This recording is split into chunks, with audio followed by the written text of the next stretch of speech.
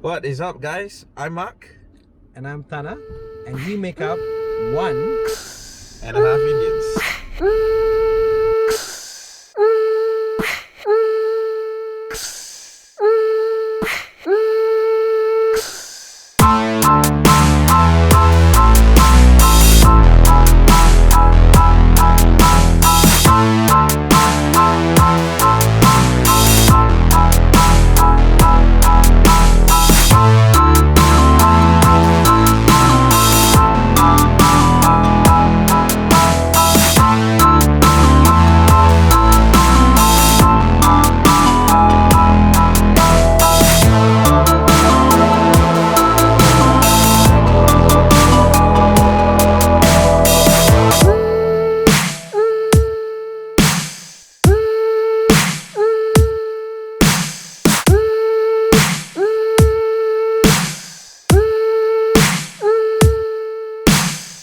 So now we're going on our drive up to a viewpoint in Bukit Gasing.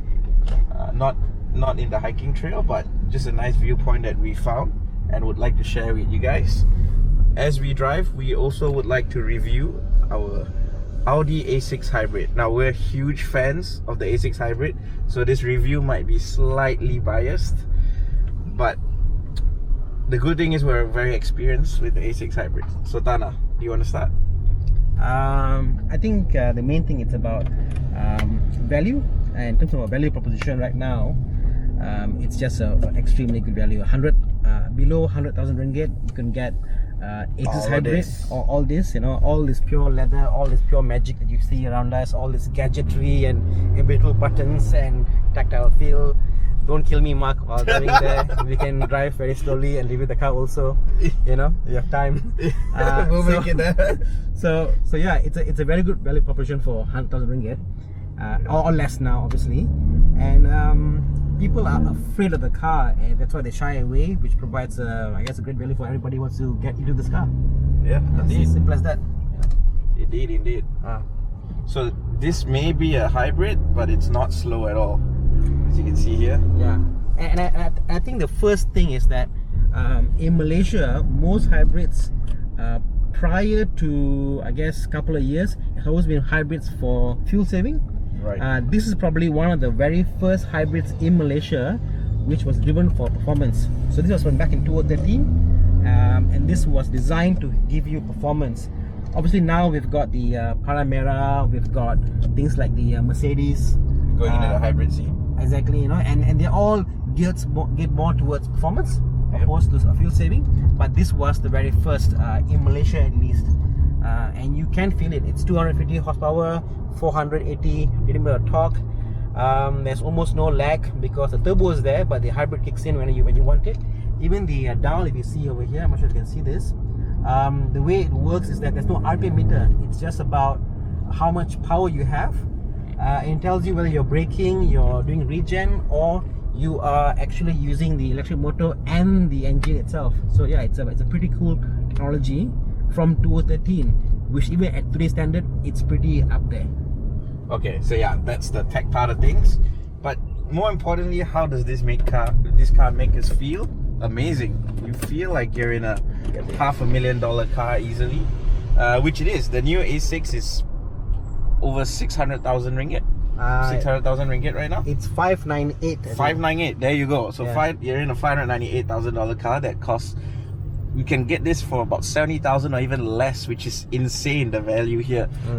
It's a 2013 car. It's not old. It's 6 years old. Look around. Look behind. Look at the interior. It's full, beautiful leather. And the funny thing is, if you compare this car to the non-hybrid version from the same year, 2013, that car goes a bit. I think it's about 20,000 more than this car. That's one thing. But the other part is that car has got lesser specs. Has got no sunroof. Has got no dynamic lights. It's just a lower spec car compared to this. This is just everything you can think of on the Audi A6 Hybrid, Audi A6 C7, sorry, is there on this car. So it is a full spec car. So this is the drive up to the viewpoint. And look how this car. Going up a hill, no problem.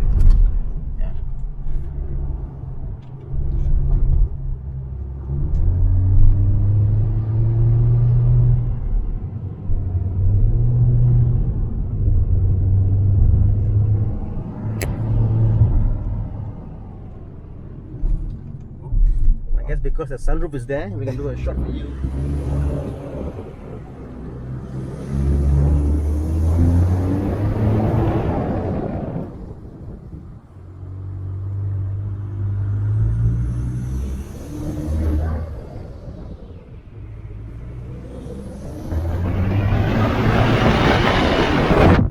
So if you guys haven't noticed by now, there's an exhaust on this hybrid. Yes, I couldn't resist. I got best of both worlds. You know, I have a sports car that's fuel efficient and, you know, cheap road tax. Can you believe this is a 2.0? And it goes as soon as I step on it. Yep, so this is our little viewpoint of Bukit Gasing.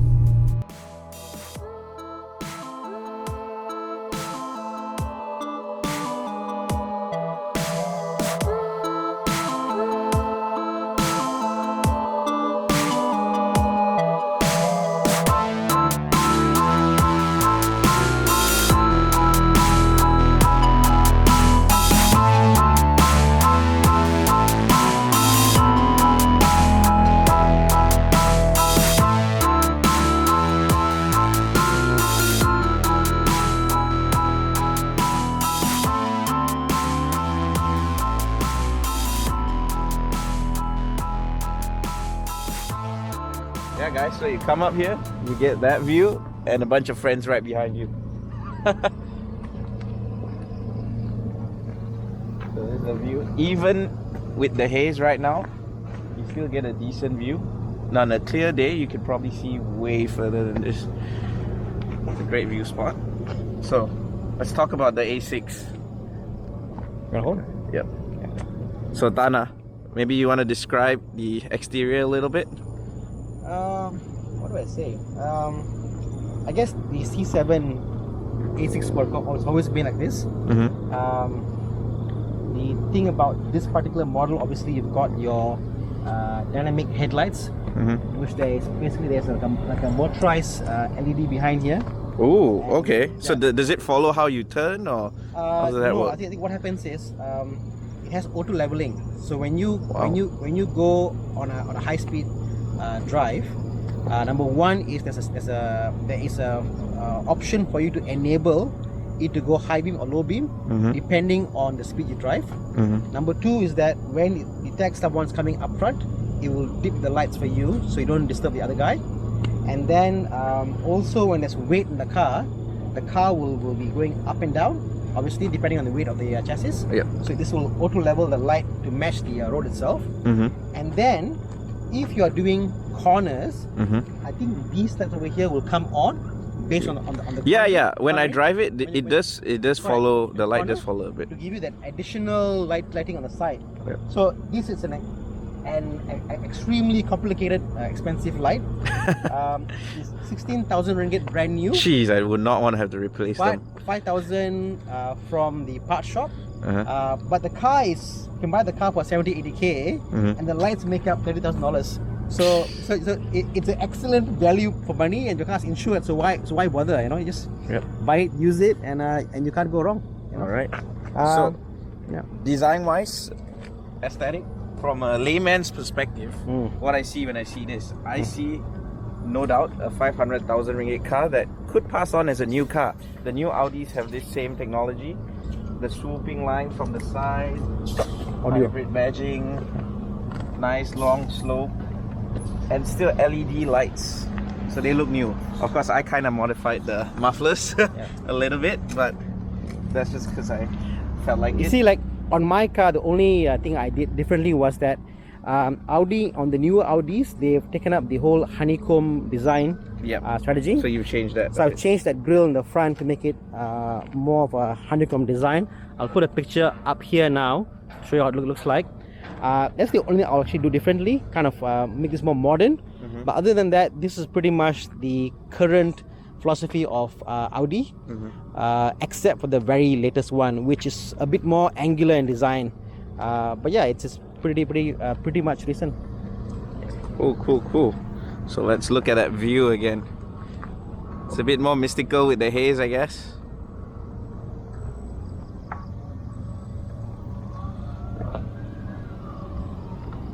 So Thana, can you address the concern a lot of people have Yes, Mark. about the reliability? The reliability of the A6 hybrid. I mean, come on, a $70,000 car that looks like $500,000, but it must be expensive to maintain, right? I think you got to almost do in two folds this question. Question number one is, one second, I must get you follow you. Yeah, okay. So there are actually two questions here. Question number one is Audi reliability. Yes. And Audi hybrid reliability. Yeah. Okay. So the fact of the matter is, any Audi you buy, if you buy an Audi or a BMW or a Mercedes, parts are not Camry prices. What that means is, if let's say the brake is going to wear off, it will let you know the brake is wearing off, and you got to replace before it becomes critical. Okay. So the wear and tear on an Audi is different opposed to a Camry, and the parts are obviously different pricing. Okay. So that you shouldn't talk about against this hybrid per se, this model wise. Okay. As far as this model is concerned, all right, things that actually go wrong on this car is, number one, the compressor. Compressor is a 5,000 ringgit issue, but if you buy a car from a used car and if the parts are correct, no issue whatsoever, there shouldn't be any issue as long as you get the proper version. I'll put a link up on the top here. Okay. What when you say compressor, what is this, the AC compressor? Yes, the compressor with the compressor. Okay. So that's about 5,000. 5,000 ringgit. You have to replace it. Yes, and the reason is that unlike normal cars, which runs on the accessory belt, this car, the AC compressor runs off an electric motor. I see. So the issue with the older compressor was that when you are driving, it overuses the compressor and it wears off. So there's been a software update for the car, as well as a new compressor, which address both those issues. Okay, so that isn't a problem anymore. It isn't a problem anymore. And the thing is, that compressor might affect a lot of other things in the car. So this is a hybrid designed for cold countries. Right. So level of tolerance for hot climate is not as great as probably a Mercedes, for example, or normal Audi. What it means is the compressor is very critical. You got to make sure the compressor works well. There's no issue. On when there is an issue, have it checked out and fixed. Okay. Because the compressor cools down the battery in the back for the hybrid battery. I see. So compressor fails, it could affect your hybrid battery, heating, all the other stuff. All right. Second thing is the cooling component. Let's continue there. Yeah. Your cooling pumps for the car. Let's get into the car. Pause. Why? Because of mosquitoes. So it's getting mosquito bites here. You want to move in the car. Okay. We're going to do live, but we're going to go all the way. Huh? No cuts. One take. Oh, serious? Yeah. No, you have to cut it, No, bro.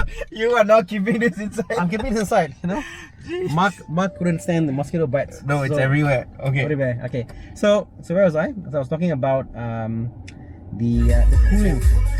Yeah, good sound system also. Good sound system, yes. Hear it for a second. No, you can't. You can do my test. Oh, dang it. I'll stop that. One second. Okay, so the cooling is an issue. Both the compressor as well as the normal cooling of the car, like your normal radiator cooling. Yeah. So number one is this runs on lifetime coolant from Audi. It isn't lifetime. You have to replace it and service it. Number two is leaks do happen in this car because it's a very high powered, high pressure turbo engine car. So you got to make sure you check your level of coolant, and if there's a leak, go and have it fixed, because again, if the coolant fails, the coolant also cools down something called an AC/DC inverter. The inverter is used to convert the power that it gets from the motor in the gearbox to the battery in the boot. So it converts the power. So and it will get hot if you use it. So you need to have that in the cooling system running properly. So as you can see, the problems of this car isn't to do with an actual hybrid issue. They're to do with the fact that people who do not maintain the car properly, or they don't look into coolings and temperatures, and like for example over here, if you see on Mark's car, he's enabled the temperature gauge, and I'll link to the video in the description here. That's a very crucial part you got to do on this car. You got to make sure that you have that enabled, so that in the event you feel the car isn't as is, why it used to be, like it's not as powerful or something is wrong, whatever, have a look and see, and that will give you an indicator. So as long as you make sure that temperature is fine, the cooling is fine, it's service in time, there's absolutely no issue with this car. You know, that's the only thing. It's about cooling. Yeah. Temperature and cooling, nothing else. That's a hybrid issue for this car. So Thana, Yeah. for those who aren't so technical, Yeah. what this means is you could actually keep driving this car without having any problems as long as you monitor it properly, right? Because I haven't had any problems with the car. The worst problem I've had was engine mounting, that costed me a few $100. It's typical wear and tear. Well, it's about 2,000 ringgit lah. 2,000 ringgit. Oh, okay, there you go. If you do all the gearbox and engine together. But you see, these are Audi concerns. Any Audi, any Mercedes will have this kind of So parts. what you're saying is the hybrid's not any worse than any regular Audi, BMW, Mercedes. It is right? cheaper. Oh, so you're saying it's- it's cheaper to maintain than Yes, a normal Audi? think about or this. Mercedes. There are guys in the forum which has got a car for 6 years, Right. and they have changed the brake pads once this year. Because The hybrid? Yes, because they, Okay. because they don't drive the car as much, and they don't speed, or they don't brake like Mark. So so they've used the same brakes from day one itself till now. Jeez, Reason 6 being years, one brake pad. Because Set. these are using engine braking. Right. Okay, so it depends how you drive. Also, in terms of so maybe so in terms of what else? I mean, even the maintenance of it. If you think about this, okay, let's just put this into perspective. yeah. This car will store power when you brake or go downhill or that kind of stuff, Right. and or when there's enough power in the battery, it will not use the engine and use the electric motor to drive in lower speeds. So if you compare this car with a similar car, let's say a 2.0 non-hybrid, Right. which car do you think has less wear and tear on the engine? Well, this, because look at this right now. that's If it. you look at Right. that, Yeah. I have engine braking as I go downhill. Correct. So that I'm not having to use my brakes right now. Yeah. In fact, if you want to go here, and I was still on, let's say if I go back Yeah. and I choose hybrid. Yeah. So this tells you pretty much what's happening over here. The green bars are basically saying that we are not using. 1 second. Yeah. It says we are not using any engine, and now the yellow bar means we are actually using the engine. Engine is on, but it's using to charge the battery. So if I'll give you a percentage, maybe it's 30% less wear and tear on the car compared to normal cars. So even servicing at 10,000 kilometers on this car, Okay. the car, it has not gone through enough wear and tear to paramount actually, compared to a normal a normal car. The only point in time this car will fail is, guys, again, the cooling. You know, if you don't maintain your coolant, and that comes to bite you in the end. You know, that's the only way I can think of something can go wrong in this car.